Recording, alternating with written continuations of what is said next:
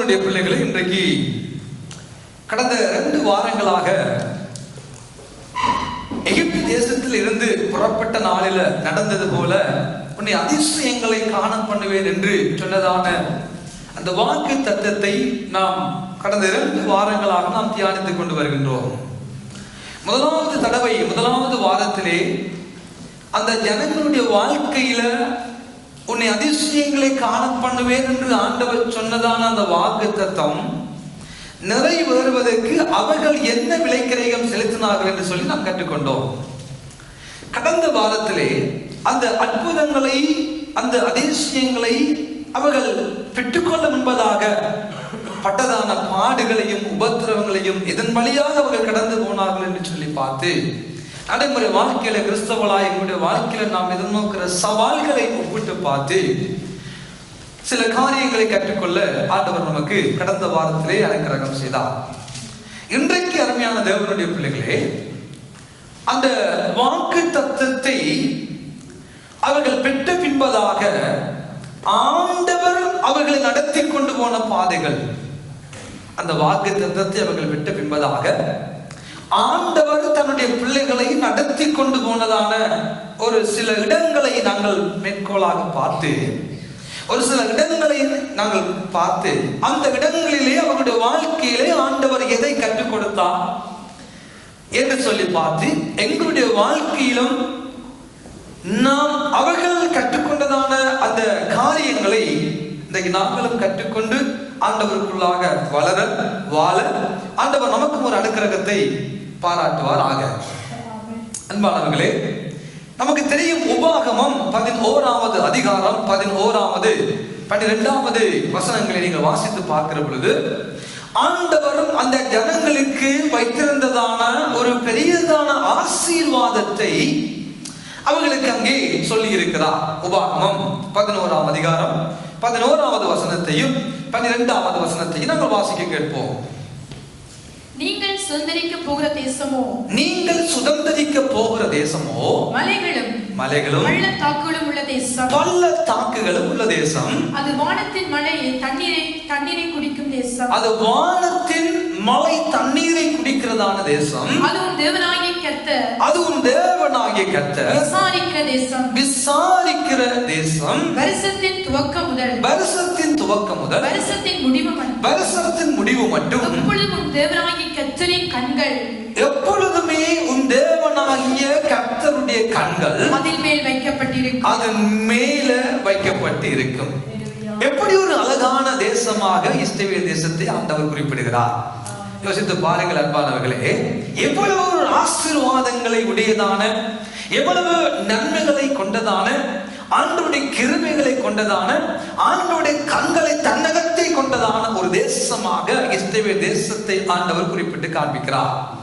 ஒரு குறைவும் இல்லாத ஒரு நிறைவான ஒரு வாழ்க்கை, தேவன் அவர்களுக்கு எப்பொழுதுமே தேவையான தண்ணீரை நிறைவாய் கொடுத்து அந்த தேசத்தை பற்றி பசையல் என்ற நிலைமையில பாலும் தேனும் ஓடுகிற தேசமாக வர்ணிக்கப்படுகிற கானான் தேசத்தினுடைய மகிமையை இந்த வசனங்கள் நமக்கு காண்பித்துக் கொடுக்கிறது. வருஷத்தினுடைய ஆரம்பத்திலிருந்து வருஷத்தினுடைய முடிவு மட்டும் என்னவா, ஆண்டவருடைய கண்களும் அந்த தேசத்தின் மேல வைக்கப்பட்டிருக்கிறது என்று வேதம் சொல்லுகிறது.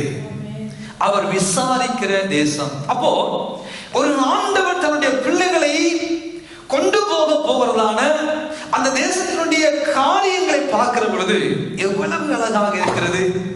கண்கள் வைக்கப்பட்டு விசாரிக்கப்படுகிற, குறைவுகள் இல்லாமல் நிறைவாக்கப்படுகிற, மலைகளும் பள்ளத்தாக்களும் நிறைந்த ஒரு அழகான தேசத்துக்குள்ளே ஆண்டவர் தன்னுடைய ஜனங்களை அழைத்து செல்ல ஆசைப்படுகிறார். ஆண்டவர் தனது ஜனங்களை அழைத்து செல்ல விரும்பினபடியினால் தான் அவர்களுடைய கூக்குரலை கேட்டவர், அவர்களுடைய நெருக்கங்களை பார்த்தவர், அவருடைய துன்பங்களை பார்த்தவர், அந்த தேசத்திலிருந்து அவர்களை வெளியே கொண்டு வரும்படியான கிருபையை மோசேயின் மூலமாக, ஆரோனின் மூலமாக ஆண்டவர் செய்கிற காரியங்களை நாங்கள் கடந்த வாரங்களிலே கற்றுக்கொண்டோம் அன்பானவர்களே. ஆகவே இவர்கள் என்ன செய்தார்கள், ஆண்டவர் இவர்களை எப்படி நடத்தினார் என்ற காரியங்களை பார்க்க வேண்டுமானால் நீங்கள் யாத்திராகமம் புத்தகத்துக்குள்ளே கடந்து வருகிற பொழுது, யாத்திராகமம் 12வது அதிகாரத்துக்கு நேராக வேதாகமத்தை திருப்பிக் கொள்ளுங்கள். 12வது அதிகாரம் 37வது வசனத்தை நாங்கள் வாசிக்க கேட்போம். 37வது வசனத்தை வாசியுங்கள். இஸ்ரவேல் புத்திரர் ராமேசை விட்டு கால்நடையாய் பிரயாணம் பண்ணி சுக்கோத்துக்கு போனார்கள். அவர்கள் பிள்ளைகள் தவிர 6,00,000 புருஷராய் இருந்தார்கள். 6,00,000 புருஷராய் இருந்தார்கள். நமக்கு தெரிகிறது என்ன, அவர்கள் எகிப்தை விட்டு புறப்பட்ட உடனே செங்கடலை சந்திக்கவில்லை என்பது நமக்கு தெரிந்திருக்க வேண்டும். சரிதானே? எகிப்தை விட்டு புறப்பட்ட உடனே இரவாக ஓடி முதலாவது அவர்கள் சந்தித்தது செங்கடல் அல்ல. அன்பானவர்களே, வேதம் அழகாக சொல்லுகிறது, அவர்கள் ராமசேசை விட்டு புறப்பட்டு சுக்கோத்துக்கு போனார்கள். எங்கே போகிறார்கள்? ராமசேசை விட்டு புறப்பட்டு சுக்கோத்துக்கு அவர்கள் போகிறதை வேதம் நமக்கு சொல்லுகிறது.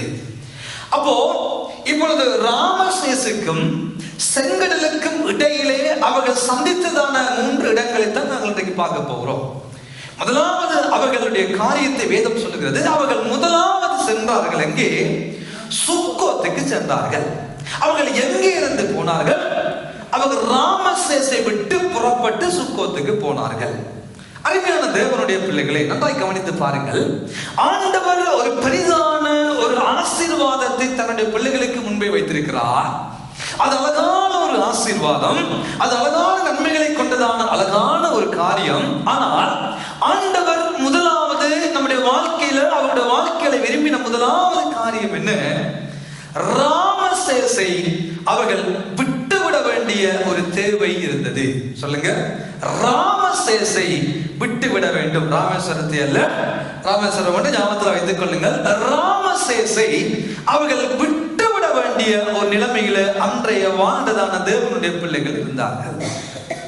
அநேகருடைய வாழ்க்கையிலும் தேவனுடைய பிள்ளைகள் அநேகருடைய வாழ்க்கையில ஆண்டவர் வைத்திருக்கிறதான நன்மைகளை, ஆண்டவருடைய அதிசயங்களை காணப்படுவர் என்று சொன்னார் அல்லவோ, அந்த அதிசயங்களை பார்க்க ஆசைப்படுகிற அநேக தேவனுடைய பிள்ளைகளுடைய வாழ்க்கையில ராமசேஸ்களை விட்டு வெளியே வர இன்றைக்கு அநேகருக்கு விருப்பம் இல்லை.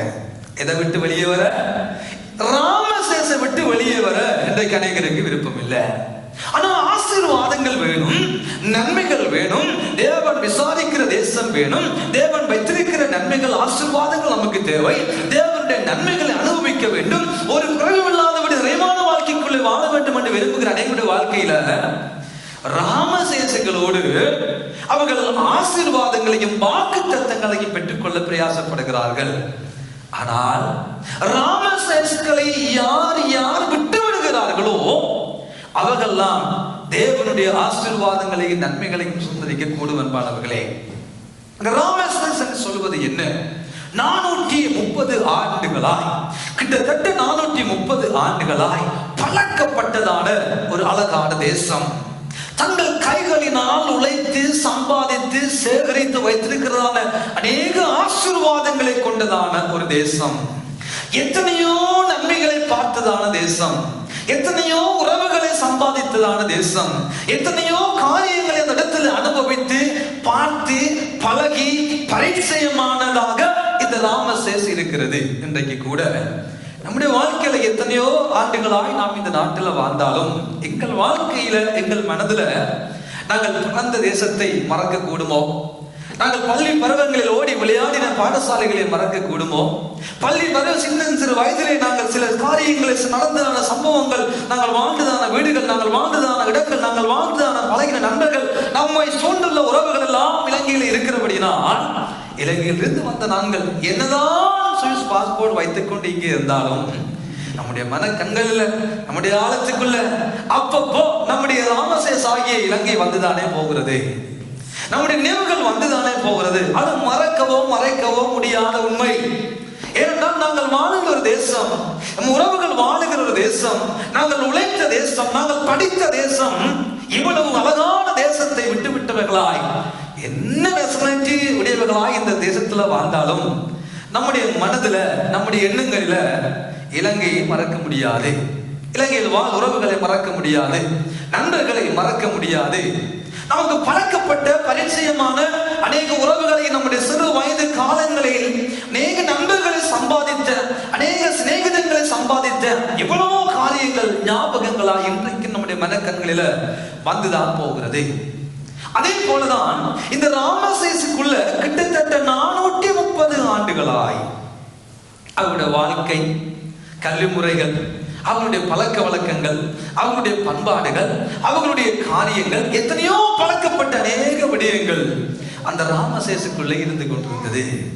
அவங்க தங்கள் கைகளால் கட்டின வீடுகள், அவர்கள் சம்பாதித்து சேகரித்ததான சொத்துக்கள், அவர்கள் சம்பாதித்ததான ஆஸ்திகள், வயநிலங்கள், எல்லாம் மிருக ஜீவங்கள் எல்லாமே இருக்கிறது. எல்லாம் இருக்கிறது. வேலை இருக்கிறது. வேலை கடினமாக இருந்தாலும் வேலை இருக்கிறது, வருமானம் இருக்கிறது, வீடு இருக்கிறது. எல்லாமே அந்த ஜனங்களுக்கு அந்த ராமசேசுக்குள்ள இருந்து கொண்டுதான் இருந்தது. எல்லாவற்றையும் தேவ வாக்குத்தத்தம் நிறைவேற ராமசேசை விட்டு முதலாவது வெளியே வர வேண்டிய நிலைமை அன்றைய தேவனுடைய ஜனங்களுக்குள்ள இருந்தது. இன்றைக்கு தேவனுடைய பிள்ளைகளுடைய வாழ்க்கையிலும் நம்முடைய பாரம்பரியங்கள், பண்பாடுகள், கலாச்சாரங்கள், நம்முடைய காரியங்கள் என்று சொல்லி நாம் வாழ்ந்ததான, நாம் பழக்கப்பட்டதான, பரிச்சயப்பட்டதான, பார்க்கப்பட்டதான அநேக ராமசேசுக்கள், ராமசேஸ் பழக்க வழக்கங்கள் இன்றைக்கு நம்மை வாழ்க்கையை விட்டு போகுதே இல்லை. நாம் ரட்சிக்கப்பட்டு விட்டோம், ஞானஸ்தானம் எடுத்து விட்டோம், ஆண்டவரை தேடுகிறோம், ஊழியம் செய்கிறோம், தேவ சமூகத்துக்குள் இருக்கிறோம்.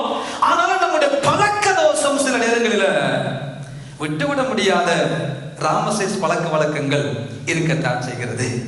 பழக்கப்பட்டதான பழக்க வழக்கங்கள், பரிச்சயமான சில காரியங்கள், பரிச்சயமான சில உறவுகள், பரிச்சயமான சில நண்பர்கள், பரிச்சயமான நன்றாய் நெருங்கி பழகி உறவாடின சில உறவுகள், நண்பர்களை கூட இன்னைக்கு விட்டுவிட முடியாத நிலைமையில அநேக கிறிஸ்தவர்கள் ராமசேசுக்களை கட்டிப்பிடித்துக் கொண்டு வாழத்தான் செய்கிறார்கள்.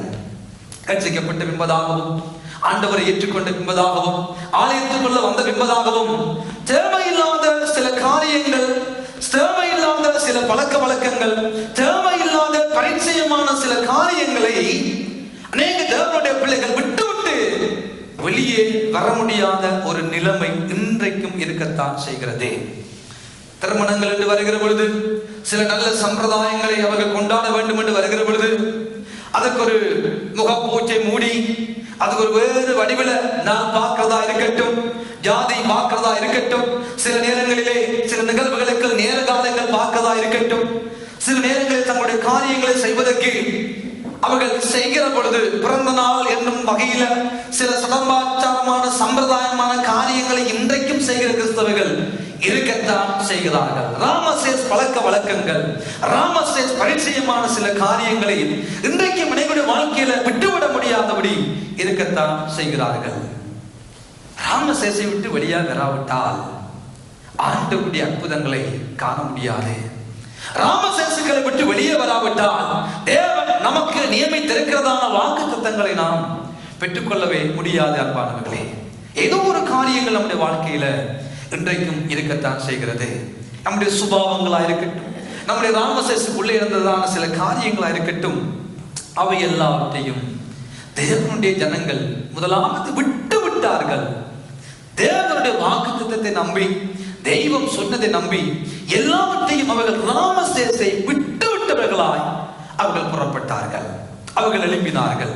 வேதம் சொல்லுகிற யாத்திராகமம் நீங்கள் 13ஆம் அதிகாரத்திலே பார்க்கிற பொழுது, 13ஆம் அதிகாரத்திலே ஆண்டவர் எழுதுகிறார். அதுக்கு முன்பதாக எண்ணாகமம் 33ஆம் அதிகாரம் 3ஆம் வசனத்தை வாசிங்க. எண்ணாகமம் 33ஆம் அதிகாரம் 3ஆம் வசனத்தை வாசிங்க. எண்ணாகமம் 33:3. முதலாம் மாதத்தில் 15ஆம் தேதியிலே, முதலாம் மாதம் 15ஆம் தேதியில அவர்கள் ராமசேசை விட்டு புறப்பட்டார்கள். ராமசேசை விட்டு புறப்பட்டார்கள். பஸ்காவுக்கு மறுநாளிலே எகிப்தியர் எல்லாரும் பார்க்க இஸ்ரவேல் புத்திரர் பலத்த கையோடு புறப்பட்டார்கள் என்று வேதம் சொல்லுகிறது. அதனால தேவனுடைய பிள்ளைகளை இங்கே ஆண்டவர் ஒரு காரியத்தை அங்கே எழுதுகிறார். அவர்கள் எதன் பின்பதாக புறப்படுகிறார்கள்? பஸ்காவுக்கு மறுநாள். அப்படியானால் என்ன இங்கே காண்பிக்கப்படுகிறது? அவர்கள் எப்பொழுது புறப்பட்டார்கள், எப்பொழுது வெளியே வருகிறார்கள்? அவர்களுடைய வாழ்க்கையில ஒரு ஆடு அடிக்கப்பட்ட பின்பதாக, ஒரு ஆட்டின் ரத்தம் சிந்தப்பட்ட பின்பதாக, ஒரு ஆடு அவர்களுக்காக கொல்லப்பட்டு எரிக்கப்பட்டு சுடப்பட்டு, ஒரு ஆடு அவர்களுக்காக விலைக்கிரயம் செலுத்திய பின்பதாக பஸ்காவுக்கு மறுநாளில் அவர்கள் புறப்படுகிற காட்சியை வேதம் சொல்கிறது.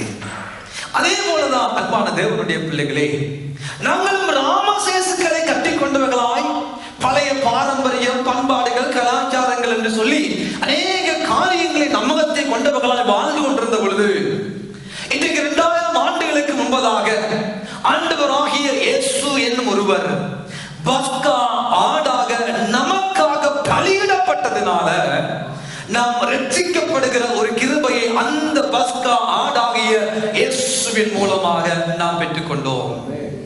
ஆகவே நானும் நீங்களும் பெற்றுக்கொண்டதான ரட்சிப்பு, நானும் நீங்களும் பெற்றுக்கொண்டதான ரட்சிப்புக்கு பின்பதாக பஸ்கா ஆடாகிய ஆண்டவராகிய இயேசுவினுடைய இரத்தம் எனக்காக உங்களுக்காக சிந்தப்பட்டபடியினால் நாங்கள் அந்த ரட்சிப்புக்குள்ள வரும்படியான கிருபையை அவர் மூலமாக பெற்றுக்கொண்டோம். ஆமென். அவர் இயேசுவின் இரத்தம் என்பது நமக்காக சிந்தப்படாவிட்டால் நம்முடைய வாழ்க்கையில ரட்சிப்பு என்பது இல்லை. அவர்கள் வாழ்க்கையிலும் பஸ்கா ஆடு அடிக்கப்படாவிட்டால், அந்த ஆட்டின் ரத்தம் பூசப்படாவிட்டால், கடவுளிலே சட்டங்களில் ஒருவேளை அந்த ஆட்டின் ரத்தம் பூசப்படாமல் இருந்திருந்தால் அந்த வீட்டுக்குள்ளே ஒரு மரண சத்தம் கேட்டிருக்கும், அந்த வீட்டுக்குள்ளே ஒரு இழப்பு நடந்திருக்கும்.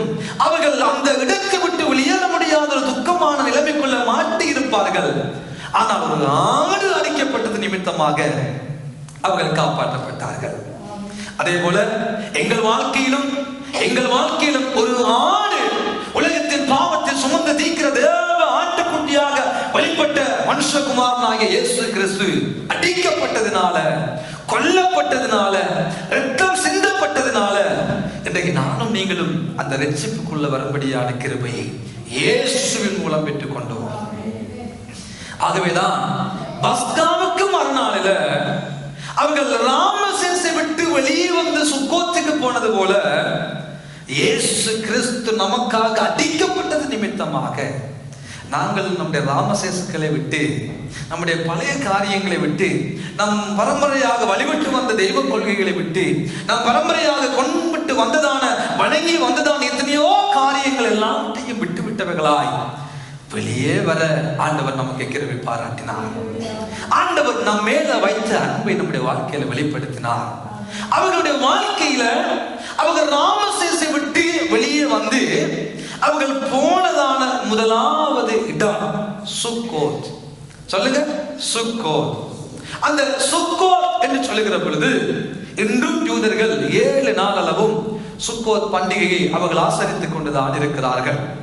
முளைப்பில்லாத அப்ப பண்டிகையை அவர்கள் அடிமைத்தனத்திலிருந்து வெளியே கொண்டு வந்து நினைவுகூரும்படியாக இன்றும் அவர்கள் தற்காலிகமாக கூடாரங்களை போட்டு அவர்கள் சாப்பிட்டு சந்தோஷமாய் அன்றைக்கு நடந்ததான அந்த காரியத்தை இன்றும் நினைவு கூறுகிறவர்களாய் அவர்கள் வாழ்ந்து கொண்டுதான் இருக்கிறார்கள். அன்பானவர்களே, இந்த சுக்கோத் என்று சொல்லுகிறதான இந்த முதலாவது இடம் நமக்கு எதை கற்றுக் கொடுக்கிறது என்றால், சுக்கா என்று சொல்லுகிற பொழுது எபிரேய மொழியிலே அது ஒரு தற்காலிகமான கூடாரம் என்று குறிக்கப்படுகிறது.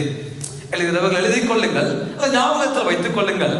சுக்கா என்று சொல்லுகிற பொழுது அது ஒரு தற்காலிகமான ஒரு கூடாரம், ஒரு கொஞ்ச காலம் அமைக்கப்படுகிறதான ஒரு கூடாரம் என்று பெயர் வருகின்றது. ஆகவேதான் அவர்கள் கூடார பண்டிகை என்று சொல்லி, இந்த சுக்கோத் பண்டிகையை கூடார பண்டிகை என்று சொல்லி அவர்கள் அழைக்கிறார்கள். இந்த சுக்கோத் நமக்கு எதை சொல்லுகிறது அன்பானவர்களே? தேவனுடைய ஜனங்கள் அவர்கள் ராமசேசை விட்டு கிறிஸ்துவின் மூலமாக பஸ்கா ஆடு அடிக்கப்பட்டது என்பதாக அவர்கள் புறப்பட்டு வந்து வாழ்ந்ததான முதலாவது இடம் சுக்கோத். அந்த சுக்கா என்று சொல்லுகிற இடம் எதை குறிக்கிறது? இந்த கூடாரம் அப்பா தற்காலிகமானது. இந்த கூடாரம் நிரந்தரமானது அல்ல. இந்த கூடாரம் தற்காலிகமாக நிறுவப்படுகிற ஒரு கூடாரம். ஆகவேதான் நம்முடைய வாழ்க்கையில ஆண்டவர் நமக்கு எதை சொல்லிக் கொடுக்கிறார்? தேவனுடைய பிள்ளைகளாகி நம்முடைய வாழ்க்கையில இந்த சுக்கோத் பட்டணம், இந்த சுக்கா என்று சொல்லப்படுகிறதான தற்காலிக கூடாரம் நமக்கு எதை கற்றுக் கொடுக்கிறது என்றால், நாங்கள் இந்த உலகத்தில் வாழுகிற வாழ்க்கை நிரந்தரம் அற்ற ஒரு வாழ்க்கை. நாங்கள் இந்த உலகத்தில் வாழுகிறதான வாழ்க்கை நிரந்தரமற்ற தற்காலிகமான ஒரு வாழ்க்கை வாழுகிறமே தவிர நாம் வாழுகிற வாழ்க்கை நிரந்தரமானது என்று சொல்லுவதற்கு ஒன்றுமில்லை. அவருடைய வாழ்க்கையில் ஆண்டவர் சுக்காவின் மூலமாக, சுக்கோத்தின் மூலமாக சொன்னது, அப்பா உங்கள் வாழ்க்கை இந்த காலத்துல, உங்கள் வாழ்க்கை இந்த பூமியில நிரந்தரமற்றது, ஆனால் நித்தியமான நிரந்தரமான ஒரு மெய்யான ஒரு பரலோகத்தில் ஒரு வீடு உண்டு, அதுதான் உங்களுக்கு நிரந்தரமானது என்ற காரியத்தை அந்த சுக்கோத் பண்டிகையின் மூலமாக ஆண்டவர் அவர்களுக்கு சொல்லிக் கொடுத்தார். தேவனுடைய பிள்ளைகளாகி நம்முடைய வாழ்க்கையிலும் இன்றைக்கு பேசுகிறவன் அர்ச்சன் என்ற பெயரில் நாம் இருந்தாலும், நானும் ஒரு தற்காலிகமான கூடாரமாகிய சரீரத்துக்குள்ளே வாழ்ந்து கொண்டு இருக்கிறேன் என்பதுதான் உண்மை. அன்பானவர்களே, ஆவி, ஆத்துமா, சரீரம் என்ற 3 காரியங்களை ஊடாக மனிதன் படைக்கப்பட்டிருந்தாலும், தேவன் ஜீவ சுவாசத்தை தன்னுடைய நாசியில ஊதினபடினால் மனிதன் ஜீவ ஆத்மாவாக மாறியது உண்மை. அந்த மனிதனால் என்ன செய்கிறான்? ஒரு கூடாரத்துக்குள்ள நிரந்தரமற்ற தற்காலிகமான மண்ணினால செய்யப்பட்ட ஒரு கூடாரத்துக்குள்ள ஒரு மனிதன் வாழ்ந்து கொண்டிருக்கிறான் என்பதுதான் உண்மை. ஒவ்வொரு மனிதனும் இந்த பூமியில பிறக்கிற பொழுது அடுத்த நிமிடம் அவன் எதிர்நோக்கி எதிர்பார்த்துக் கொண்டிருப்பது மரணம் என்னும் சொல்லுகிறதான ஒரு கருப்பு சொல். அது எந்த அரசனையும் விட்டுவிடவில்லை, எந்த பெரியவர்களையும் விட்டுவிடவில்லை. மரணம் என்ற சொல்லுக்கு முன்பாக மண்டியிடாதவர்கள் யாருமே இல்லை என்பானவர்களே. ஆகவே இந்த உலகத்துல தேவனுடைய பிள்ளைகளாகி நம்முடைய வாழ்க்கையில ஆண்டவர் சொல்ல வருகிற காரியம் என்ன? இந்த பூமியில நாம் வாழுகிற வாழ்க்கை நிரந்தரமற்றது. இந்த பூமியில நானும் நீங்களும் வாழுகிற வாழ்க்கை தற்காலிகமாக அமைக்கப்படுகிற கூடாரத்தை போன்றது. தற்காலிகமாக வாழும்படியாக ஆண்டவர் நமக்கு இந்த சரீரத்தை கொடுத்திருக்கிறார். இந்த சரீரத்துக்குள்ளே நானும் நீங்களும் ஒவ்வொருவரும் வாழ்ந்து கொண்டிருக்கிறோம் என்பதுதான் உண்மை. ஏதோ ஒரு வடிவில வாடகை வீட்டிலே நாம் இருக்கிற பொழுது நம்முடைய வாடகை காலம் முடிந்த பின்பதாக அந்த வீட்டை விட்டு வெளியேறுவதை போல ஆண்டவர் நமக்கென்று நியமிக்கப்பட்டதான வாழ்க்கை இந்த பூமியில இருக்கிறது. அந்த வாழ்க்கை இந்த தற்காலிகமாக கூடாரமாக இந்த சரீரத்துக்குள்ள, இந்த கொடிக்குள்ளே நாங்கள் வாழ்ந்து கொண்டிருக்கிறோம். மனித மர நிமிடமே சொல்லுவார்கள், அர்ச்சனை எப்பொழுது எடுக்க போகிறோம் என்று சொல்ல மாட்டார்கள், பொடியை எப்பொழுது எடுக்க போகிறார்கள். பொடிக்குள்ளே அர்ச்சனை நபர் வாழ்ந்து கொண்டிருக்கிறார். அந்த நபர் என்ன செய்கிறார்? ஆண்டவரை ஏற்றுக்கொண்ட ஒரு வாழ்க்கை வாழ்வாரானால் மனிதனால் உருவாக்கப்பட்ட சரீரம் மறுபடியும் மண்ணுக்கு போகிறது. ஆத்மா தேவனிடம் செல்கிறதா, பரலோகத்துக்கு போவதா, நரகத்து பாதாளத்துக்கு போவதா என்று தீர்மானிக்கிறதை நம்முடைய கிரியைகள்லாம் அங்கே முன் கொண்டு வருகிறது. அன்பானவர்களே, அவை ஒவ்வொரு நாம் நவகத்தை வைத்துக் கொள்ள வேண்டும். இந்த உலகத்தில் நாம் படுகிற பாடுகள் நிரந்தரமற்றது, நாம் படுகிற வேதனை நிரந்தரமானது அல்ல. அதையெல்லாம் தற்காலிகமாக நம்முடைய வாழ்க்கையில எல்லாருடைய வாழ்விலும் வந்து போகிற ஒன்று. ஆகவே நிறைய அநேக மனிதர்கள் என்ன செய்கிறார்கள்? நிரந்தரமானதை கைவிட்டு, நித்தியமானதை கைவிட்டு, தற்காலிகமானதுக்கு முக்கியத்துவம் கொடுக்கிற உலகத்துல நானும் நீங்களும் வாழ்ந்து கொண்டிருக்கிறோம். அன்பானவர்களே, தேவன் வைத்திருக்கிறதான, அவர் விசாரிக்கிறதான தேசத்துக்கு செல்ல முடியாதபடி, அவருடைய கண்கள் வைக்கப்பட்டிருக்கிறதான ஆசீர்வாதமாகிய பரலோக ராஜ்யத்துக்குள்ள செல்ல முடியாதபடி இன்றைய உலகமும் பிசாசும் மாம்சமும் மனுஷிகமும் என்ன செய்கிறது? அந்த நித்தியமான நிரந்தரமான சதா காலமாக இருக்கிறதான சந்தோஷத்தை அனுபவிக்க முடியாதபடி தற்காலிகமான அற்ப சொற்ப இன்பங்களை இன்றைக்கு இந்த உலகத்துல உலகமும் மாம்சமும் பிசாசும் காண்பித்து மனிதர்களை இதற்கு முக்கியத்துவம் கொடுக்க வைத்து நித்தியத்தையும் நிரந்தரமான ஆசீர்வாதத்தையும் மறக்க வைக்கிற ஒரு பொல்லாத உலகத்துல நானும் நீங்களும் வாழ்ந்து கொண்டிருக்கிறோம். வாழ்க்கை நிரந்தரமற்றது, கிறிஸ்துவ வாழ்க்கை நிரந்தரமற்றது. ஆனால் நம்முடைய நம்பிக்கை இருக்க வேண்டும். நமக்கு நிலையான ஒரு வீடு ஒன்று உண்டு, நாம் செல்ல போகிற நித்தியமான ஒரு வீடு ஒன்று உண்டு, சந்தோஷமாய் வாழ போகிற ஒரு இடம் ஒன்று உண்டு. அதுதான் நிரந்தரமானது, அதுதான் நிம்மதியானது, அதுதான் சந்தோஷமானது, அதுதான் சமாதானமானது, அதுதான் பேரின்பத்தை நம்முடைய வாழ்க்கையில தரக்கூடிய ஒரு பெரிய ஆசீர்வாதம். அன்பானவர்களே, அந்த ஆசீர்வாதத்தை, இந்த அற்ப சொற்ப ஆசீர்வாதங்கள் அதை இழந்து நம்ம இழக்காதபடி பார்த்துக் கொள்ள வேண்டும். நமக்கு வருகிற அற்ப சொற்ப ஆசீர்வாதங்கள், நன்மைகள், சுகங்கள், இவையெல்லாம் அதை நம்முடைய வாழ்க்கையில பறித்துக் கொள்ளாதபடி, அதை நாங்கள் இழந்து போகாதபடி, நம்முடைய வாழ்க்கை இந்த பூமியில நிரந்தரமற்றது. நம்முடைய வாழ்கிற வாழ்க்கை இந்த பூமியில நிலையானது அல்ல. என்னுடைய வாழ்க்கை பரலோகம். நான் பரலோக குடிமகன், நான் பரலோக குடிமகன். நான் பரலோகத்துக்கு செல்ல வேண்டும், நான் நித்தியத்துக்கு செல்ல வேண்டும். அதுக்காகவே நான் ஓடிக்கொண்டிருக்கிறேன், இந்த வனாந்தரத்தில் ஓடிக்கொண்டிருக்கிறேன் என்ற உணர்வு ஒவ்வொரு நாளும் நம்முடைய மனக்கண்களில சுக்கோத் ஞாபகம் வர வேண்டும். இருக்கிற பொருட்கள், இருக்கிற செல்வங்கள் நாம் ஓடி கோடி கோடியாக எத்தனை சேர்த்து வைத்தாலும், அருமையா ஒரு பக்தன் பாடுகிறார், அதை கொண்டு செல்ல முடியாது, அந்த பணம் உன்னை ஏமாற்றும். அழகா ஒரு பக்தன் பாடுகிறார், அன்பானவர்களே, எதை நாங்கள் சம்பாதித்தாலும், எதை இந்த உலகத்துல பெயர், புகழ்கள், செல்வாக்குகள், பணங்கள், சொத்துக்கள், ஆஸ்திகள் எல்லாவற்றையும் நாம் சம்பாதித்து, முழு உலகத்தையும் நாங்கள் சம்பாதித்து, நம்முடைய ஆத்மா அந்த நித்தியத்துக்குள்ள போக முடியாத ஒரு சூழல் வருமானா, நான் சம்பாதித்த அத்தனையும் வேஸ்ட். மனுஷன் உலகம் முழுவதையும் ஆதாயப்படுத்தினாலும் தன்னுடைய ஆத்மாவை நஷ்டப்படுத்தின அவனுக்கு என்னப்பா பலன் இருக்கிறது? நம்முடைய வாழ்க்கை சுக்கோ ஞாபகம் வரட்டும். நாம் எல்லாத்தையும் சம்பாதித்திருக்கலாம், நல்லது. என் ஆத்மா இன்றைக்கு ஒருவேளை மரணம் சம்பவிக்குமானால், இன்று ஒருவேளை அந்த மரணத்தை சந்திக்க நான் எதிர்கொள்வேன், ஆனா என் வாழ்க்கையில அந்த நித்தியத்துக்குள்ள நான் செல்வேனா, அந்த நித்தியமான நிரந்தரமான ஆசீர்வாதத்தை பெற்றுக்கொள்ளும்படியான கிருபையை நான் பெற்று வாழ்ந்து கொண்டிருக்கிறேனா என்ற உணர்வு நாம் ஒவ்வொருடைய வாழ்க்கையில முதலாவது இருக்க வேண்டும். அதுதான் சுக்கோத் என்னும் இடம் நமக்கு கற்றுக் கொடுக்கிறது. இப்பொழுது நீங்கள் என்னாகும் 33ஆம் அதிகாரம் 4ஆம் வசனத்தை வாசித்து பார்க்கிற பொழுது ஆண்டவர் அங்கே ஒரு காரியத்தை நமக்கு சொல்ல வருகிறார். 33:4 வாசியுங்கள்.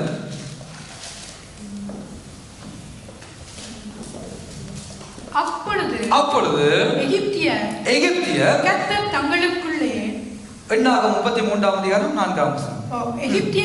அப்பொழுது எகிப்தியர் கர்த்தர் தங்களுக்குள்ளே சங்கரித்த தனச்சு பிள்ளைகளை எல்லாம் அடக்கம் பண்ணினார்கள்.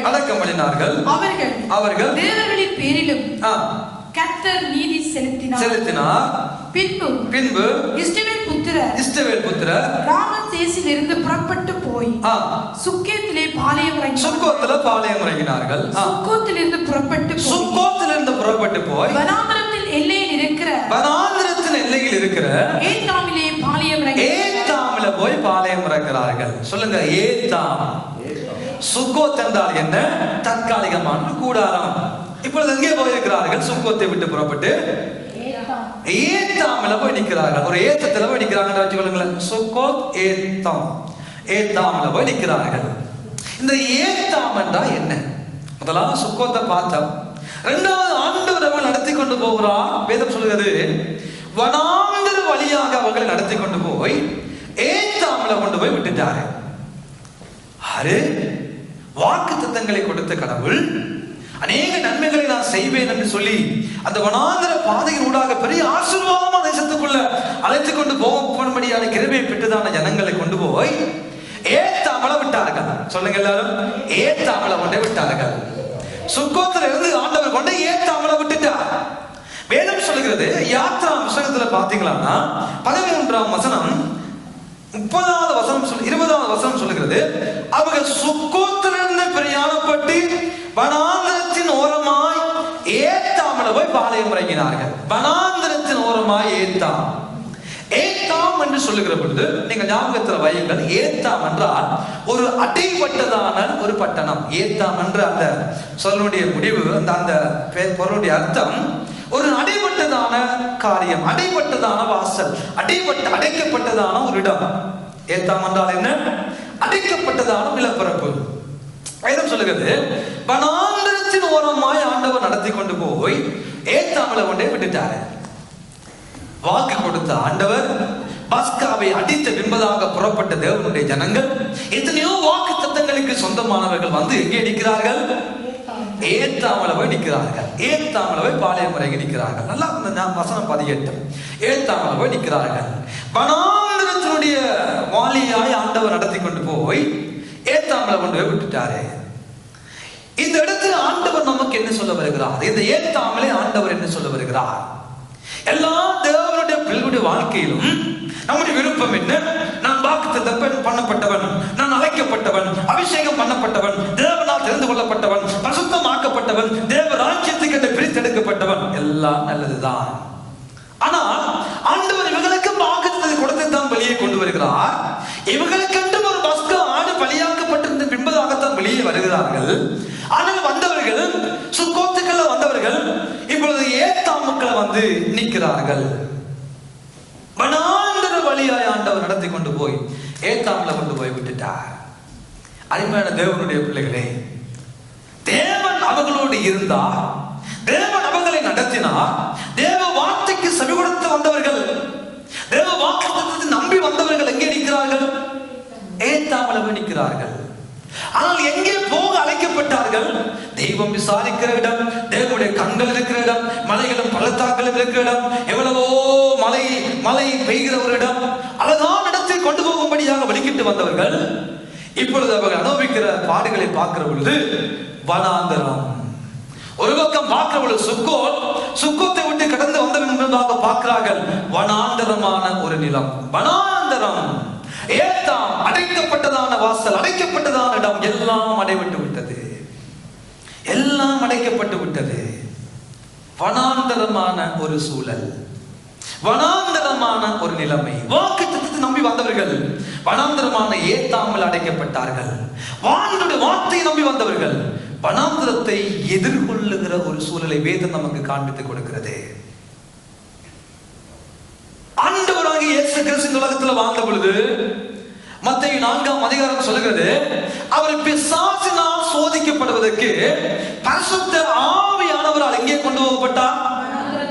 சத்தமா சொல்லுங்க, எல்லாரும் சொல்லுங்க, வாழைப்பழ சொல்லுங்க, எல்லாரும் சொல்லுங்க. வனாந்தரத்துக்கு கொண்டு போகப்பட்டார். யாரு கொண்டு போகப்பட்டார்? இயேசு. பெரிய வாக்குத்தத்தத்தை பெற்றார், பெரிய ஒரு மீட்பராக இந்த உலகத்தில் வெளிப்பட்டார், மெசியாவாக வெளிப்பட்டார், இயேசுவாக வெளிப்பட்டார், அபிஷேகம் பண்ணப்பட்டவராக வெளிப்பட்டார், கிறிஸ்துவாக வெளிப்பட்டார். ஆனால் அவருடைய வாழ்க்கையில 30 வருடம் அழகாக இருந்தது. தாய் தகப்பனோடு சகோதரர்களோடு ஒரு அழகான வாழ்க்கை. எப்ப ஞானஸ்தானம் எடுத்தாரோ, அவர் ஞானஸ்தானம் பண்ணப்பட்ட என்பதாக வேதம் சொல்லுகிறது, ஆவியானவர் பிசாச வச்சு சோதிக்கிறதுக்கு கொண்டு போன இடம் ஒரு ஏத்தாம் போன்ற ஒரு இடம், ஒரு வனாந்தரமான ஒரு இடம், ஒரு அடைக்கப்பட்டதான ஒரு இடம், எல்லா பக்கமும் அடைக்கப்பட்டதான ஒரு நிலத்துக்குள்ள, ஒரு இடத்துக்குள்ளே திருத்துவ தேவர்கள் ஒருவராக இருக்கிற இயேசு என்னும் ஒரு கடவுள், ஆவியானவர் 2ஆம் நபராகிய ஆவியானவரால், திருத்துவத்தில் 2வது நபராகிய ஆவியானவரால் இயேசு என்பவர் வனாந்தரத்துக்குள்ள கொண்டு போகப்படுகிறார். இயேசுவுக்கு வனாந்தரம் தேவையோ? இயேசு மனுஷனோ? அவருக்கு ஒரு வனாந்தரத்தை காண்பிக்க சர்வ அதிகாரங்களை உடையவர். அவரால் வார்த்தையின் அவரால் எல்லாம் உண்டாக்கப்பட்டது.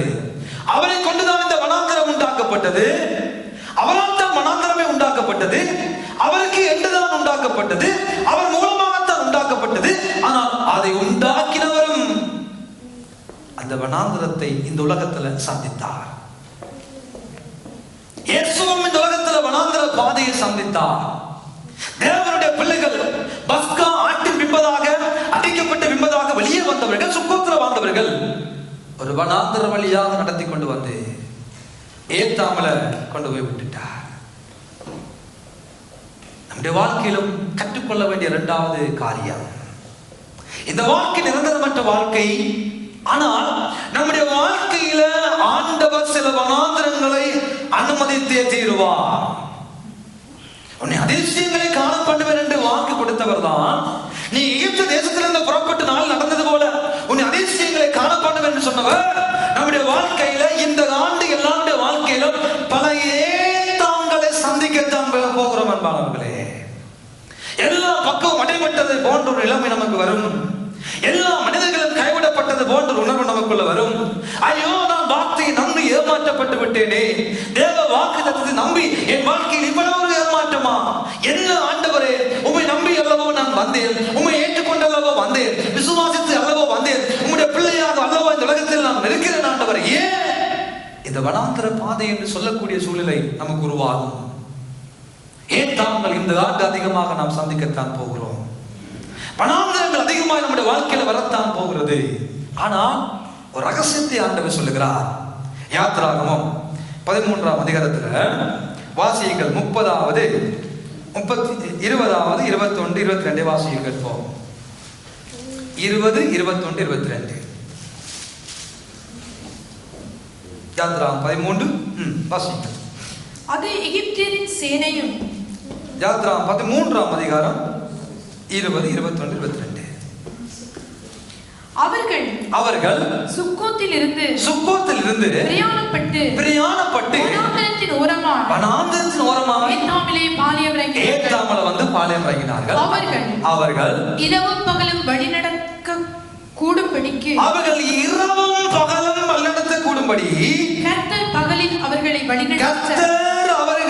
வழிநடத்த மேக ஸ்தம்பத்திலும் இரவில் அவர்களுக்கு வெளிச்சம் காட்ட அக்கினி ஸ்தம்பத்திலும் அவர்களுக்கு முன் சென்றார். பகலில் மேக ஸ்தம்பமும் இரவிலே அக்கினி ஸ்தம்பமும் ஜனங்களிடத்திலிருந்து விலகவே இல்லை. நெருக்கங்களுக்கு கூடாக ஆண்டவர் நம்மை கொண்டு போகிறாரா? ஏத்தாம் அனுபவம் உங்கள் வாழ்க்கையில் வருகிறதா? ஏத்தாங்களை சந்திக்கிறீர்களா? நீங்கள் உங்கள் வாழ்க்கையிலே ஜெபிக்க ஆரம்பிக்க வேண்டும். என் வாழ்க்கையில் ஆண்டவர் சுக்கோத்தில் அவர்களோடு வரவே இல்லை. அன்பானவர்களே, சுக்கோத்திலே வாழ்ந்த பொழுது ஆண்டவருடைய மேகஸ்தம்பம் வரவில்லை, அக்கினி ஸ்தம்பம் வரவில்லை. கோசேனை விட்டு ராமசேசை விட்டு வெளியே வருகிற பொழுது அக்கினி ஸ்தம்பம் இல்லை. சுக்கோத்தில் அக்கினி ஸ்தம்பம் இல்லை. 7 நாள் பண்டிகையில் அக்கினி ஸ்தம்பம் இல்லை. புளிப்பில்லாத அப்ப பண்டிகையில் மேகஸ்தம்பம் இல்லை. ஆனால் எப்பொழுது ஆண்டவர் வனாந்திரத்தின் பாதையாக ஏத்தாமிலே கொண்டு போய் அடைக்கப்பட்ட வாசலை போன்ற இருக்கிறதோ அங்கேதான் ஆண்டவருடைய மகிமையை வெளிப்படுத்த கடந்து வருவார். அதை நாம் விசுவாசிக்க வேண்டும், பார்க்க வேண்டும். ஆண்டவர் செய்ததான காரியங்களை இன்றைக்கு வனாந்திரங்களை சந்திக்க அநேகருக்கு ஆயத்தம் இல்லை. ஏன் ஆண்டவரை வனாந்திரம் என்று பேசுகிறோம்? ஏன் ஆண்டவரை இந்த நிலைமை? எல்லாரும் ஏமாற்றப்பட்டு விட்டேனே, நம்மை அவன் எல்லாம் நடத்தின விட்டு விட்டானே, நான் எதிர்பார்த்து வந்தவன் எல்லாம் எதிர்பார்ப்புகள் இல்லாமல் போய்விட்டதே, ஐயோ என்று புலம்புகிற நம்முடைய வாழ்க்கையில நாம் அதை நிறுத்துகிறவர்களால் பார்க்க வேண்டும். மேக ஸ்தம்பமாய் அக்கினி ஸ்தம்பமாய் அந்த ஏத்தாமிலே கடந்து வந்து கிரியை செய்யும்படியாக வெளிப்பட்ட அதே ஆண்டவர் என் வாழ்க்கையில கடந்து வருவார். எனக்கு உதவி செய்ய கடந்து வருவார். மேக ஸ்தம்பமாக கடந்து வருவார். பகலில் வழி காட்டும்படியாக கடந்து வருவார். இரவில் வெளிச்சத்தை காட்டும்படியாக கடந்து வருவார். இருள் பூமியை மூடும், காலினுள் ஜனங்களையும் மூடும். ஆனாலும் அவரை நம்புகிற தேவனுடைய பிள்ளைகளாக நம்முடைய வாழ்க்கையில தேவ ஒளி நம் மேல பிரகாசிக்க விசுவாசிக்க வேண்டும். தேவ ஜனமே, வனாந்திரங்களை பார்த்து பயப்பட வேண்டிய அவசியம் இல்லை. வனாந்திரத்தை உண்டாக்கின சர்வ வல்லமையுள்ள ஆண்டவரை நாங்கள் பார்ப்போமானா, எப்பேற்பட்ட வனாந்திரங்கள் அடைக்கப்பட்டது போல ஏத்தாங்கள் மனுஷன் மூலமாக, மாம்சீகத்தின் மூலமாக, உலகத்தின் மூலமாக, பிசாசின் மூலமாக, உறவுகள் மூலமாக வீடுகளுக்கு உள்ளே இருந்து வனாந்திர ஏதோமுக்கள் எழுப்பினாலும் தேவன் மேகசமமாய் கடந்து வருவார். தெய்வம் அக்கினி சமமாய் கடந்து வருவார். அவர்தான் நாங்கள் ஆராதிக்கிற தெய்வம். நான் ஆராதிக்கிறவர் இன்னார் என்று அறிந்திருக்கிறேன். நாங்கள் ஆராதிக்கிற ஆண்டவர் இன்னார் என்று அறிந்திருக்கிறோம். என்பார்களே, நமக்கு அந்த நம்பிக்கை இல்லாமல் போகிறது. சில வனாந்திரங்களை பார்க்கிற பொழுது, சில ஏற்றங்களை பார்க்கிற பொழுது, ஐயோ என்னால் ஏற முடியல, ஐயோ என்னால் ஓட முடியல, ஐயோ எல்லாம் இருட்டா இருக்கிறது, ஐயோ எல்லாம் வனாந்திரமா இருக்கிறது, நடக்க முடியல, ஏன் ஆண்டவரே, ஏன் ஆண்டவரே, ஏன் ஆண்டவரே, ஏன் ஆண்டவரே, ஸ்டாப். ஏன் என்று கேட்காமல் ஏன் தாமக்குள்ள கிரியை செய்ய தெய்வம் நம்முடைய வாழ்க்கையிலும் கிரியை செய்ய வல்லமுள்ளவராயிருக்கிறார். அந்த நம்பிக்கை நமக்கு ஏன் இல்லாமல் போகிறது? ஆண்டவர் தானே நடத்தி கொண்டு போனார். ஆண்டவர் தானே இந்த ஏற்றம் பள்ளத்தாக்குள்ள கொண்டு போனார். ஆண்டவர் தானே வனாந்திரத்தின் வழியாக நடந்து கொண்டு போனார். இயேசுவுக்கு ஒரு வனாந்திரம் இந்த உலகத்தில் வைக்கப்பட்டிருக்குமானால் நம்முடைய வாழ்க்கையில வனாந்திரங்கள் வைக்கப்படும், வைத்தே தீருவார் ஆண்டவர். ஆனால் வேதம் சொல்கிறது, அவர் வனாந்திரத்தில் இருக்கிற பொழுது தேவ தூதர்கள் அவருக்கு பணிவிடை செய்தார்கள் என்று வேதம் சொல்லுகிறது.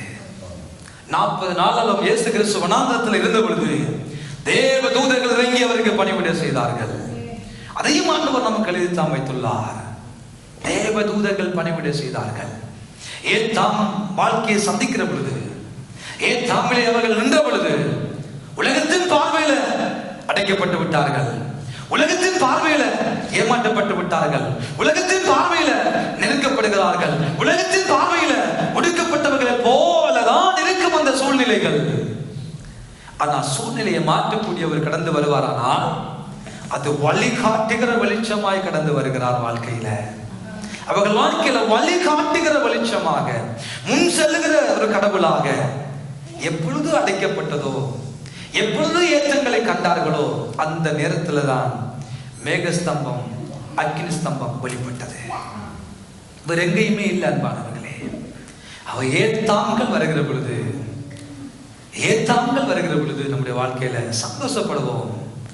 நெருக்கங்கள், நம்பினவர்களால் வருகிற நெருக்கங்கள், உறவுகளால் வருகிற நெருக்கங்கள், உற்றாரால் வருகிற நெருக்கங்கள், சபை ஜனங்களால் வருகிற நெருக்கங்கள், நாம் எதிர்பார்த்தவர்களால் வருகிற துன்பங்கள், பாடுகள், அவமானங்கள், வேலை இடங்களில் வருகிற நெருக்கங்கள், நம்முடைய சமூகத்தில் நாம் எதிர்நோக்கிற சவால்கள், பாடசாலைகளில் எதிர்நோக்கிற நெருக்கங்கள், வீடுகளில் எதிர்நோக்கிற நெருக்கங்கள், சமூகத்தில் எதிர்நோக்கிற நெருக்கங்கள் எல்லாம் வருகிற பொழுது நாம் யோசிக்க வேண்டும், இயேசுவுக்கே ஒரு வனாந்திரம் வைக்கப்பட்டதப்பா.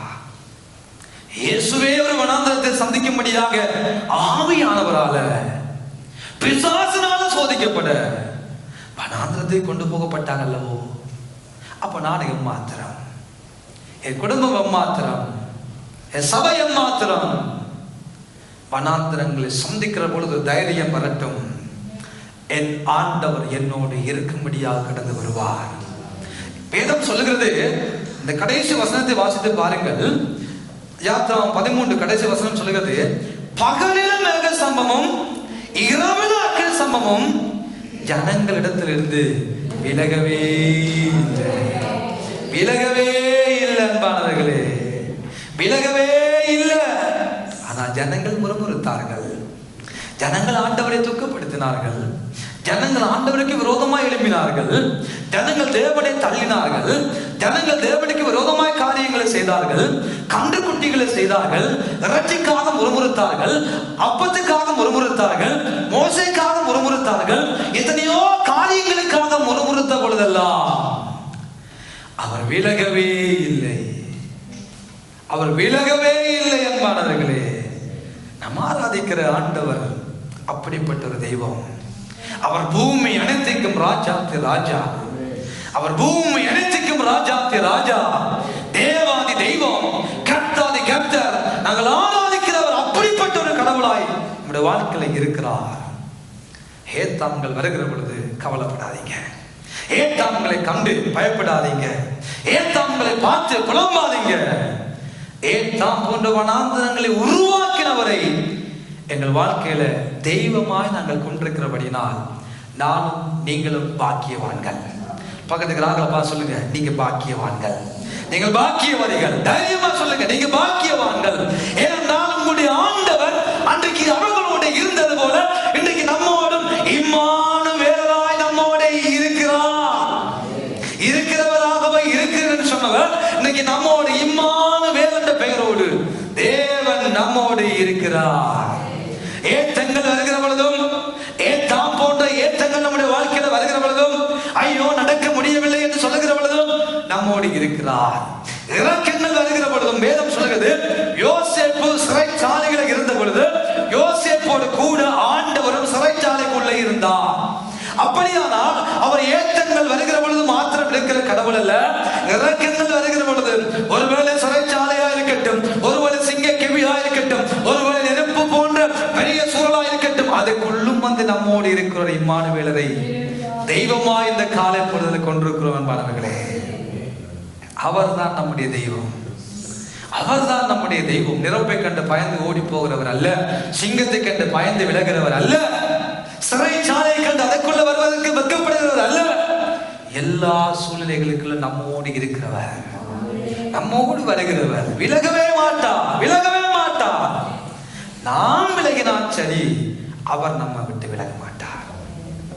நாங்களா அவரை விட்டு விலகி போனா சரி, அவர் நம்மை விட்டு விலக மாட்டார். ஏத்தாம் அனுபவம் அதை நமக்கு கற்றுக் கொடுக்கிறது. ஏத்தாம் அனுபவம் அதைத்தான் இன்றைக்கு ஆண்டவர் நமக்கு சொல்ல வருகிறார். மூன்றாவதாக வாசித்து பாருங்கள், என்னாகும்? தொடர்ந்து வாசியுங்கள். தொடர்ந்து 5வது 6வது 7வது வசனங்களை வாசியுங்கள்.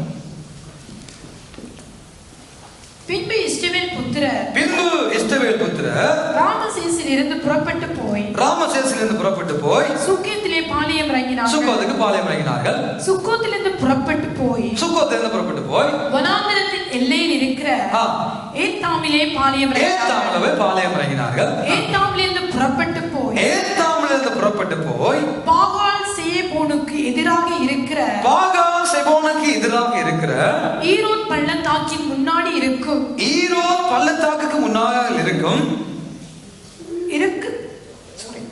பள்ளத்தாக்கின் முன்னாடிக்கு திரும்பி மிக்தோலுக்கு பின்பாக பாளையம் இறங்கினார்கள். முன்பாக பாளையம் இறங்கினார்கள்.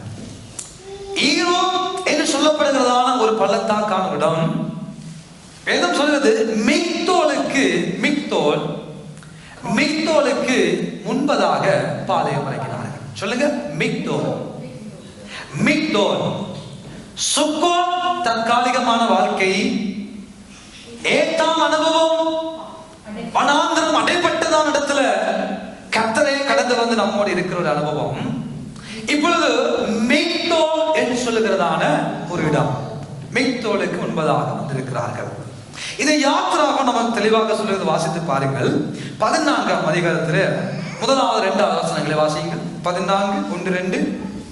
அப்பொழுது சபையார் எல்லாரும் கூக்குரலிட்டு புலம்பினார்கள். யாத்திராகமம் 14ஆம் அதிகாரம் 1ஆம் வசனம். யாத்திராகமம் 14. கர்த்தர் மோசேயை நோக்கி நீங்கள் திரும்பி சமுத்திரத்துக்கு நடுவே பாகால் செபோனுக்கு முன்பாக இருக்கிற ஈரோத் பள்ளத்தாக்கின் முன்னாடி பாளையம் இறங்க வேண்டும் என்று இஸ்ரவேல் புத்திரருக்கு சொல்லு. அதற்கு எதிராக சமுத்திர கரையிலே பாளையம் இறங்குவீர்களாக.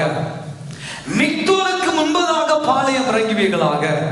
மிக்தோலுக்கும் வனாந்தரத்துக்கும் சமுத்திரத்துக்கும் இடையில பாளையம் இறங்குவீர்களாக. முன்பதாக பாகால் செபோனுடைய கோயில், அவனுடைய காரியங்கள் இருக்கிறது. இப்பொழுது ஏத்தாமில மேக சமமாக அக்கினி சமமாக வழிபட்ட ஆண்டவர் இவர்களோடு இருக்கிறாரா இல்லையா? இருக்கிறார். அந்த இருந்து கொண்டிருக்கிற ஆண்டவர் இதற்குள்ளே நடத்தி கொண்டு போகிறார். ஒரு பக்கம் மிக்தோல், மறுபக்கம் சமுத்திரம், எதிரே பாகால் செபோனுடைய காரியங்கள். ஞாபகத்தில் வைத்துக் கொள்ள 3 சம்பவம் இங்கே இருக்கின்றது. ஒன்று மிக்தோல், சமுத்திரம், எதிர்பக்கம் பாகால் செபோன் என்றதான ஒரு காரியம். ஏத்தாம் என்றால் அடைபட்டதான ஒரு பட்டணம், அடைபட்டதான ஒரு இடம். மிக்தோல் என்று சொல்லுகிற பொழுது அது ஒரு காவல் கோபுரத்தை குறித்து நிற்கிற ஒரு டவர், ஒரு காவல் கோபுரத்தை குறித்து நிற்கிறது. மிக்தோல் என்றால் ஒரு காவல் கோபுரம். ஆண்டவர் இவர்களை அந்த காவல் கோபுரத்துக்கும் அந்த சமுத்திரத்துக்கும் அந்த பாகால் செபோனுக்கும் இடையில கொண்டு வந்து நிறுத்தி விடுகிறார். மேகஸ்தம்பமாக வெளிப்பட்ட கடவுள், அக்கினி சமமாக வெளிப்பட்ட கடவுள் இவர்களோடே இருக்கிற ஆண்டவர் இவர்களை கொண்டு போய் ஈரோத் பள்ளத்தாக்குல கொண்டே விட்டுட்டார். அந்த பள்ளத்தாக்கு இந்த பக்கம் பார்க்கிற பொழுது சமுத்திரம், இந்த பக்கம் பார்க்கிற பொழுது காவல் கோபுரம் மிக்தோல், நேர பார்க்கிற பொழுது பாகால் செபோனுடைய காரியங்கள். ஒரு பக்கம் உலகம், ஒரு பக்கம் மாமிசம், ஒரு பக்கம் பிசாசு. எல்லா பக்கமும் இப்போ ஒரு நெருங்கினதான ஒரு சூழ்நிலை. யார் இருக்கிறா? யார் நடத்தி கொண்டு வந்தா அந்த ஈரோத் பள்ளத்தாக்குக்கு?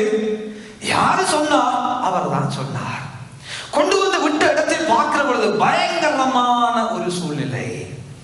அந்த மிக்தோலுக்கு கிட்டே வருகிற பொழுது எதிரிகளில் தங்கள் நாட்டுக்குள்ளே வந்து விட்டார்கள். ஏன் காவல் கோபுரங்களை அவர்கள் அமைக்கிறார்கள்? சத்தங்களை எழுப்பி அல்லது புகையை எழுப்பி, ஐயோ தேசம் ஒரு பதட்டமான சூழலுக்குள் போகிறது, எதிரிகள் நாடுகளுக்குள்ள வந்து விட்டார்கள் என்ற செய்தியை அறிவிக்கும்படியாக காவல் கோபுரங்கள் அங்கங்கே ஏற்படுத்தப்பட்டிருந்தது. அப்போ ஒரு காவல் கோபுரத்திலிருந்து போய் எழும்புகிற பொழுது மற்ற காவல் கோபுரத்திலிருந்து போய் எழும்புகிற பொழுது ஜனங்களுக்கு செய்தி போய்விடும், ஐயோ எங்கள்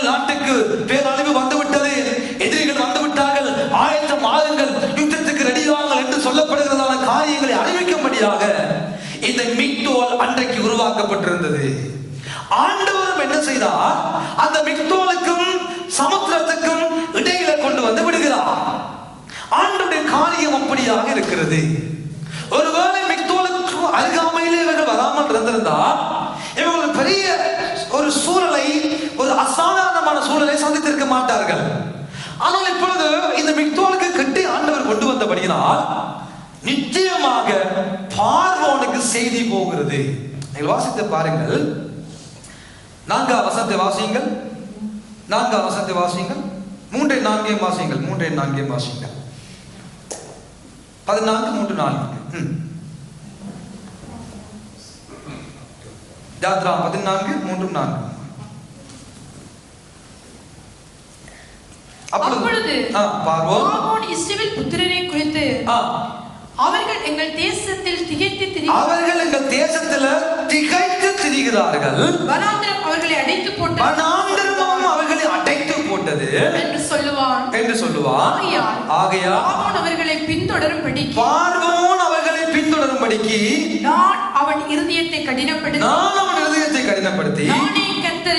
நானே கர்த்தர் என்பதை எகிப்தியர் அறியும்படி பார்வோனாலும் எல்லா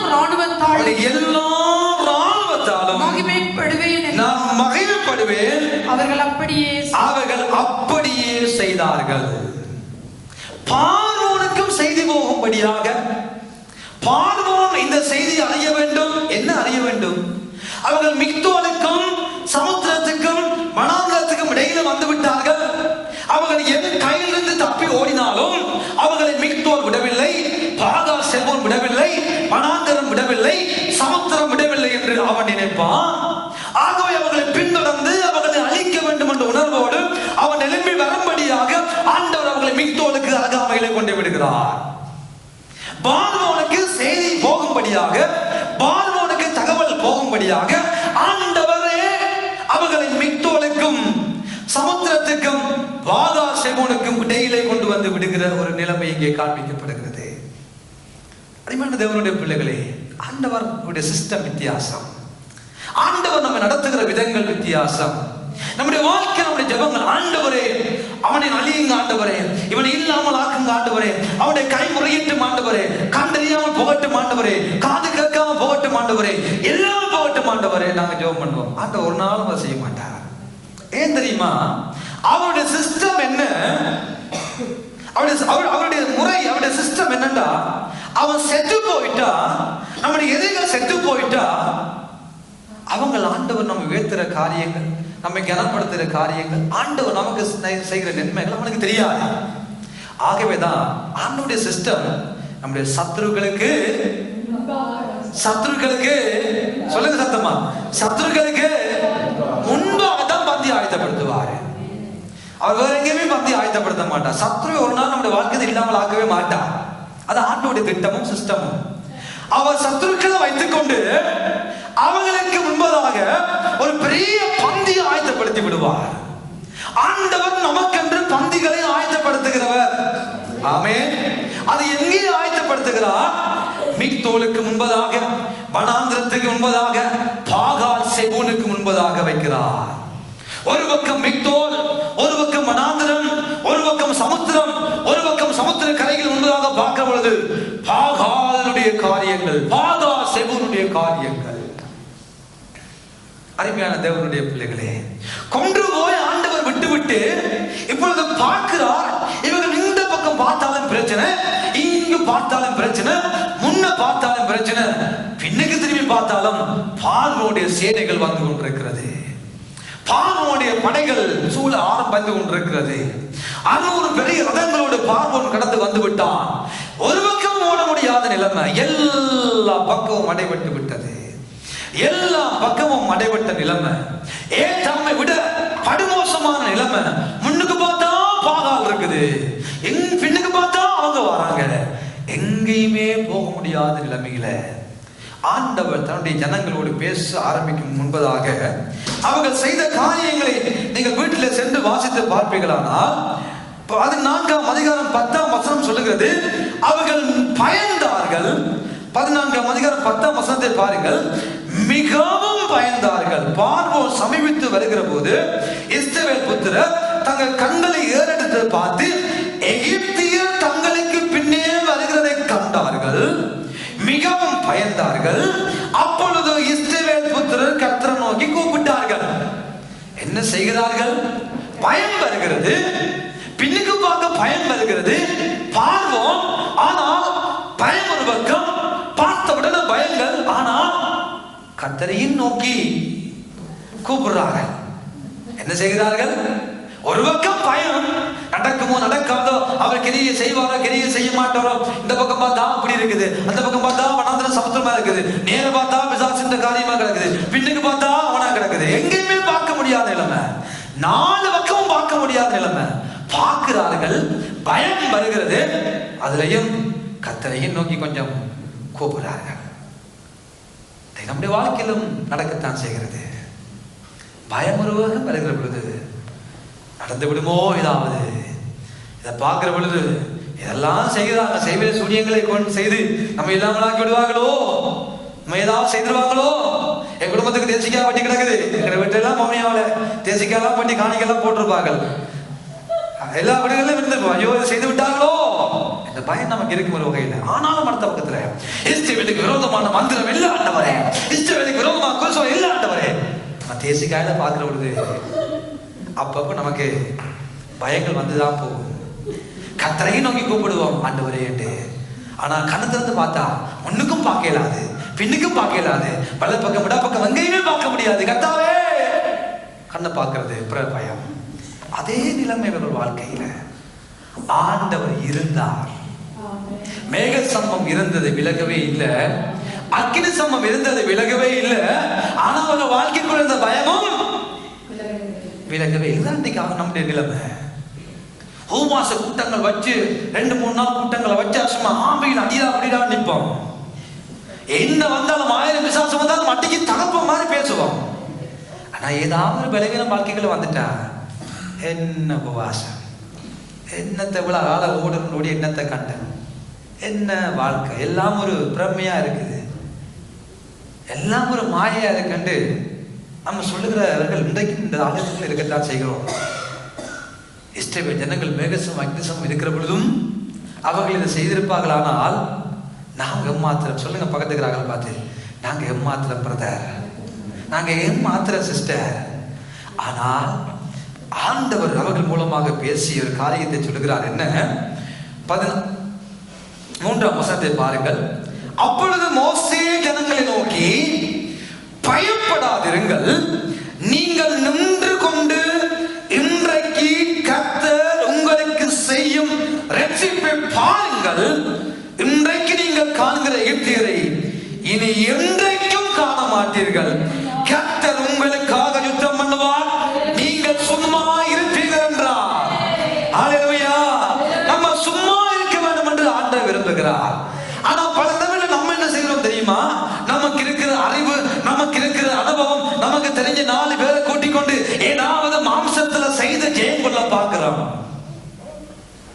நமக்கு தெரிஞ்ச காரியங்கள், நமக்கு தெரிஞ்ச நண்பர்கள், நம்முடைய ஆட்பலம், நம்முடைய அறிவு பலம், நம்முடைய பணபலம், நம்முடைய சொத்துக்களை வைத்து எதையாவது செய்யத்தான் நாம் ஓடுபட்டு தெரியுறோம். இன்றைக்கு வரைக்கும் ஒரு பக்கம் கடவுளை நம்புறோம், ஒரு பக்கம் உலகத்தை பார்க்கிறோம்.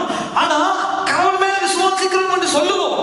காலையில செபம் பண்ணி போட்டு 4 பேருக்கு போன் எடுப்போம், காலையில செபம் பண்ணுவோம், பைபிளை வாசிப்போம், எல்லாம் செய்வோம். ஆனா எங்கேயாவது போய் கேட்டு கொண்டிருப்போம், நான் என்ன செய்யலாம்னு நீங்க விரும்புறீங்க, நான் என்ன செய்தா நல்லா இருக்கும்னு நீங்க சொல்றீங்க. யாரு? ஜெபிக்கிற நாங்க, வேதம் வாசிக்கிற நாங்க, கர்த்தரை நம்புற நாங்க. எங்கேயாவது ரட்சிக்கப்படாத போயிட்டு நீங்க என்னையா சொல்றீங்க இந்த காரியத்துக்கு? யாரு? ரட்சிக்கப்படுத்தவனுடைய பிள்ளைகள், தேவனை ஏற்றுக்கொண்டவர்கள், ஊழியம் செய்கிறவர்கள், ஆண்டவரை அறியாதவன்கிட்ட போய் நின்று கேட்பார்கள், நான் என்ன செய்ய, நான் எங்க போக, நான் எங்க இந்த பிள்ளைக்கு பொம்பளை மாப்பிள்ளை தர்றது, நான் எங்க இந்த பிள்ளைக்கு நான் பொம்பளை தர்றது? அருமையான தேவனுடைய பிள்ளைகளே, இதுதான் கிறிஸ்தவனுடைய நிலைமை. ஒரு பக்கம் நல்லா ஆக்ரோஷமான வாழ்க்கை, ஒரு பக்கம் காத்து போன பலூன் மாதிரி ஒரு வாழ்க்கை, ஒரு பக்கம் ஆண்டவருக்கு அப்படி இப்படி அடிடா அப்படிடான வாழ்க்கை, மறுபக்கம் எங்க போகக்கூடாது அங்க போய் நின்று நான் என்ன செய்யலாம், ரட்சிக்கப்படாத போய் நிற்போம், ஆண்டவர் அறியாத போய் நிற்போம். நாங்க என்ன செய்ய? நாங்க எங்க போக, நாங்க என்ன நடத்த? நீங்க சொல்லுங்க, நீங்க செவம் பண்ணி சொல்லுங்க. ஆண்டவர் ஏதாவது எனக்கு சொல்லட்டும். மந்திரம் சாத்திரம் குறி சொல்லி கேட்டு பழகி நமக்கு அது இன்னைக்கு கேட்காம இருக்க முடியுது.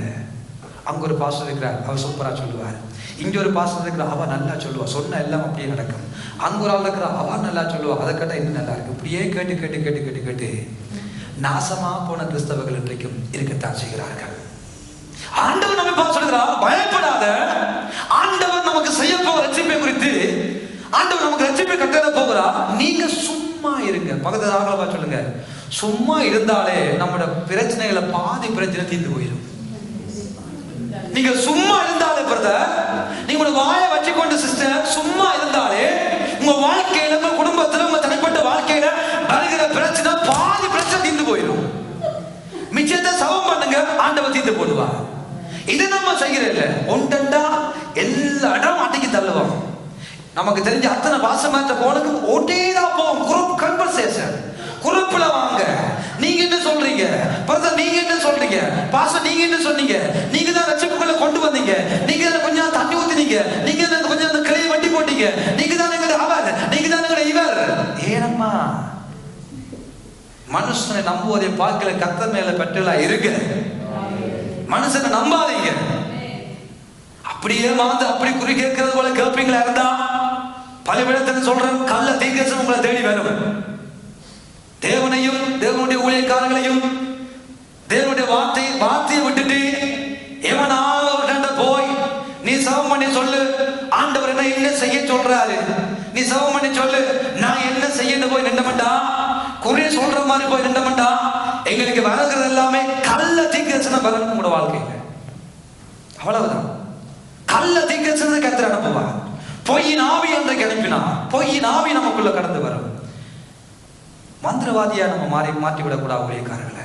இன்னைக்கு அநேக ஊழியக்காரர் வீழ்ச்சியை காரணம் விசுவாசிதான். ஊழியக்காரன் ஒரு மனுஷன் என்று பார்ப்போம், அவ்வளவுதான். ஊழியக்காரன் சாதாரண ஒரு மனிதன் தான்.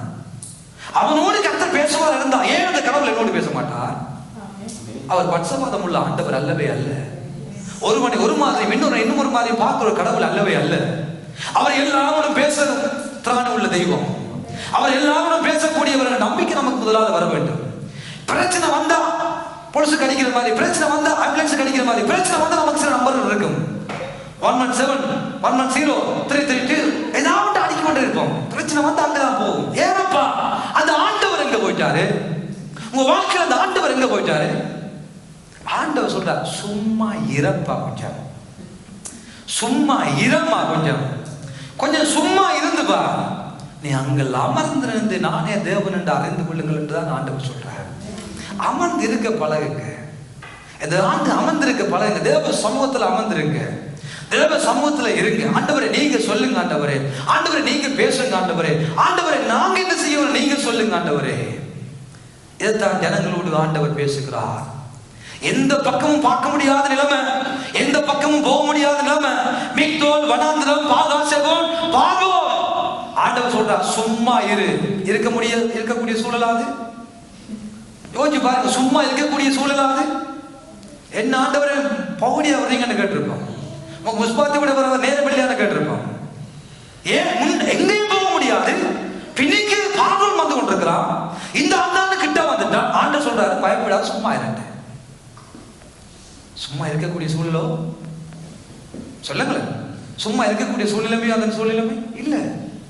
ஆண்டவர் சொல்றாரு, அது எப்பேற்பட்ட சூழ்நிலையா இருந்தாலும் சும்மா இரு. சொல்லுங்க பக்கத்துக்கு ராகல பார்த்து, அம்மா ஐயா எப்பேற்பட்ட சூழலா இருந்தாலும் சும்மா இரு. சும்மா இருக்க பழகுங்க, சும்மா இருக்க பழகுங்க. முதலாவது அமர்ந்திருக்க பழகுங்க, ஜெபம் பண்ண பழகுங்க, பைபிள் வாசிங்க பழகுங்க.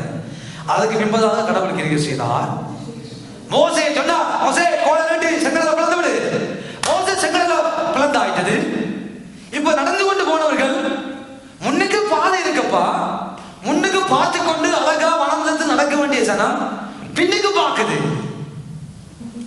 வழியும் திறந்துட்டது, பாதையும் வந்துட்டது. செங்கடலுக்குள்ள ஆண்டவர் பாதையை திறந்துட்டா. எவ்வளவு அற்புதமா ஆசையா விரும்பி பார்த்து கொண்டு நடக்க வேண்டிய தேவஜனம் பின்னுக்கு பார்க்குது. ஆண்டவர் பார்த்தா சரியில்லை, இது சரியில்லை. முன்னுக்கு போனவர் ஓடி போய் பின்னுக்கு ரெண்டார். அங்கேட்ட பார்க்காதீங்க, உனக்கு பாதையை திறந்து விட்டேன், நீ பாதையை பார்த்து சோத்திரத்தை சொல்லி நன்றி சொல்லி கொண்டு போக வேண்டிய நீ பார்வோனை திரும்பி பார்க்கறியா? அவனை பார்க்காத, அவரே நடுவுக்குள்ள வந்துருண்டா. இப்ப ஜனங்களாக பார்த்திருப்பாருங்க. சொல்லுங்க, கர்த்தரை பார்க்க வேண்டும் என்றுதான் கர்த்தர் விரும்புகிறார். எல்லா சூழ்நிலைகளிலும் எல்லா நிலைமைகளிலும் அவர் விரும்புகிற ஒன்றே ஒன்று, அவரை பார்க்க பழகிக் கொள்ளுங்க.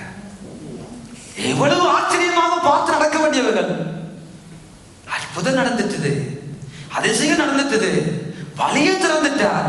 சும்மா இருங்க சொன்னார், அவர் நமக்காக முன்சென்று வழியை திறந்துட்டார். தண்ணிக்குள்ளேயும் பாதி உண்டாக்கிட்டார்.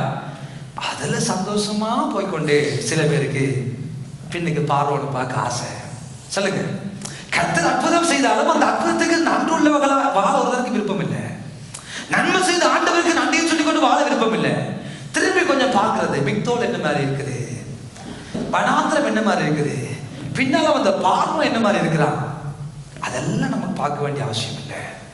இதையெல்லாம் பார்த்த வழியாலதான் அவரே வந்து பின்னுக்கு நின்றார். எங்கேயும் பார்க்காத, பார்வோனை பார்க்காத, மிக்தோலை பார்க்காத, வனாந்திரத்தை பார்க்காத, என்ன பாருங்க, என்ன பாருங்க, என்ன பாருங்க.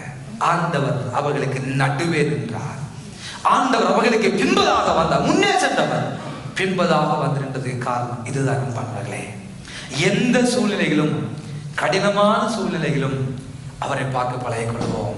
பாதைகள் திறந்து ஆசீர்வாதமாய் நம்ம நடத்தி கொண்டு ஆண்டவர் போகிறாரா, அந்த நிலைமையிலும் அவரை பார்க்கிற உணர்வு, அவரை பார்க்கிற பழக்கம், அவரை பார்க்கிற சிந்தை நம் அனைவருடைய வாழ்க்கையிலும் இருக்கட்டும். ஆமென், ஆமென். சுக்கோத் பிரயாணம் நமக்கு சொல்லுகிறது, இந்த உலகத்தில் வாழுகிற வாழ்க்கை நிரந்தரமற்றது, நிலையான ஒன்றுக்காக நாம் ஓடிக்கொண்டிருக்கிறோம். ஏற்றாம் அனுபவம் என்ன சொல்கிறது? கானானுக்குள்ள போகும்பதாக நம் அனைவருடைய வாழ்க்கையிலும் அடைபட்ட வனாந்திரங்களை ஆண்டவர் வைப்பார், அனுமதிப்பார்.